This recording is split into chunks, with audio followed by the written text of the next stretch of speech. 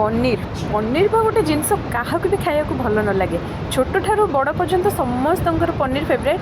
हाँ अवश्य मो भाया केते जन जदि थे से पनीर भल लगुन बिल्कुल भी किंतु न खाइले भी कौन हम घर लोकों तो बनवाई पड़ो आउ स्पेशली मो हजबैंड कहीं तो माने वेज भितर पनीर बहुत फेवरेट। तो से देखूँ आमर आज पनीर आसाला आरी पाखापाखि यहाँ हाफ केजी पनीर थिला। अवश्य यहाँ एक्चुअली मो वीडियोटा देखा आम घर माने मो भाई बनई यहाँ तो क्रेडिट कहीं मुझे मुझे जी बनई क्रेडिटा से ही नौ एक्चुअली यहाँ घर थी वीडियोटा करी तो से भाविली आपण सहित सेयार करदेवी।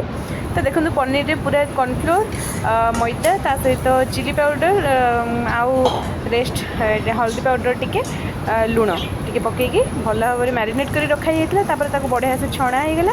एपटे गोटे कड़ई बसा होदेह रसुण को देखो कटा होता छोट छोट होईटा पका होगला। आम ये काटिकी रखीदे कैप्सिकम टमाटो ता सहित पिज गोटे हाफ इंच अदा यही सबको काटिकी रखीदे। तो देखो रसुण अदा भजा होगला टिके जो पिज को क्यूब सेप काटी ताकू ये पकईदे। जेहेतु आम यहाँ चिली पनीर करुँच तो पिजटा बेसी भाजी हेनी टी कंचालिया रहिबो।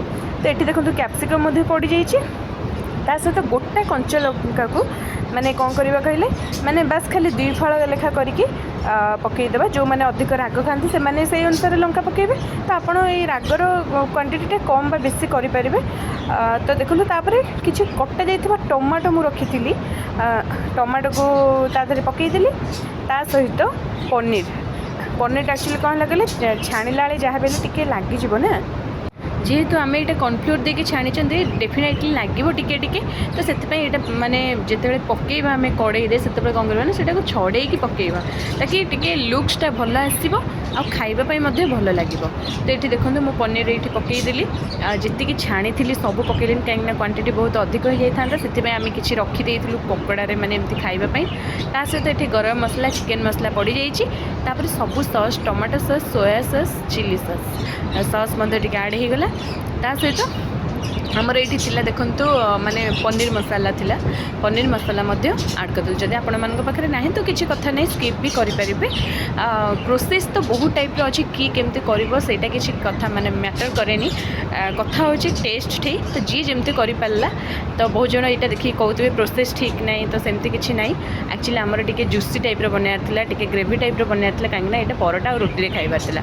तो से आपण मान मर्जी आपण मैंने केमी बनइबे किंतु टेस्ट तो पूरा जबरदस्त थिला। मु तो पनीर खाएनी जेहेतु हजबैंड बाध्य कले मुझे जस्ट यही पिज कैप्सिकम टे टेस्ट करी एट लास्ट आपण मैंने जो धनिया पत्र रखिथे काटिके सेटा पकईदेवे भल फ्लेवर आसापी। तो देखो ये तो मोर चिली पनीर पूरा बढ़िया से रेडी होगला बढ़िया लुक्स आसी बढ़िया टेस्ट भी थिला। All credit goes to my brother. Then जदि आपण मानक वीडियोटा भल लगी आशा करुँच भल तो लगी भल लगी तो लाइक शेयर सब्सक्राइब करदेवे। एबे हजबैंड मुझे बाड़ी देदेली मशरूम मसाला ता सहित चिली पनीर आउ रोटी आउ पराठा। तो बाबू पूरा एंजॉय कर मो चैनल को सब्सक्राइब कर दिंतु। लव यू ऑल जय जगन्नाथ।